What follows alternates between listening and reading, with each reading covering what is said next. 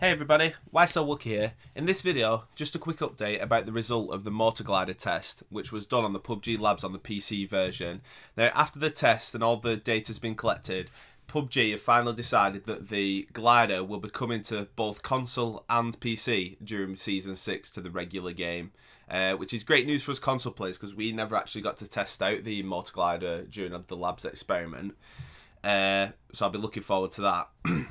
Now, first off, just features about the Motor Glider. So the Motor Glider will be available on Erangel and Miramar. The Motor Glider's got 2 seats, one pilot and a passenger who can shoot and use any weapon from the back seat. Motor Glider will be spawned around the map.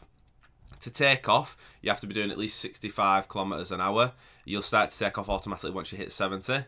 Motor Glider's fuel consumption is tied to engine speed. The more throttle you apply, the faster you run out of gas.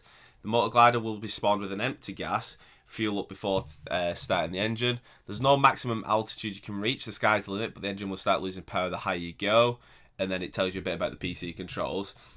The one thing that they've changed is this here, the Motor Glider will spawn with an empty gas, because I think they realised once they were testing it on the PC that because people knew where the spawn points were, because there was only 10, people just going from straight away and like avoiding the rest basically, whereas now they're changing it to 40 locations, but it's random which 10 are chosen. And also starting it with an empty gas means that you have to loot before you go to get the glider, which also means that you might start seeing when you've killed people that they have just a random fuel can in the bag, and it's just in case that they find the Motor Glider a little bit further down the line. And then again, it just tells you about the spawn rate there. Yeah, so you just, so then it's just telling you about the controls a little bit and then showing you, what the actual Motor Glider is all about here.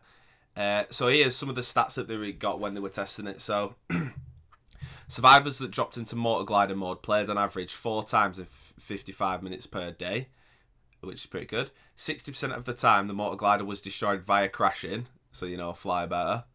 The sharpshooters among you were able to shoot down the Motor Gliders 25% of the time with gunshots. 13% of the time, the Motor Gliders succumbed to the red zone, which is actually interesting because I wasn't sure whether this would be taken into account for the red zone. But yeah, it can get destroyed by the red zone, which is good to know. The fight for the glider led to a lot of players going down in early match. An average of 30 people per match got, so 10 people per match were Motor Glider roadkill. That's funny. And again, that's possibly why they've changed it to an empty tank, so that not everybody's going to rush for it and, not be able to use it. And it basically explains underneath. And again, it's a great early game tool, for getting to the ring and that, but they've said after phase 2, you have less and less advantage because you're more likely to get shot down.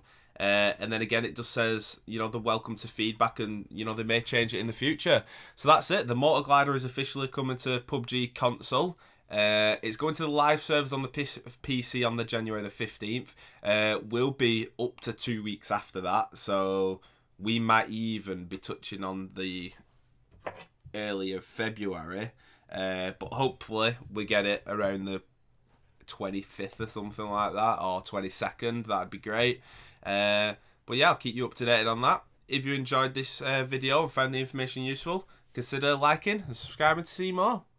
Wookie out.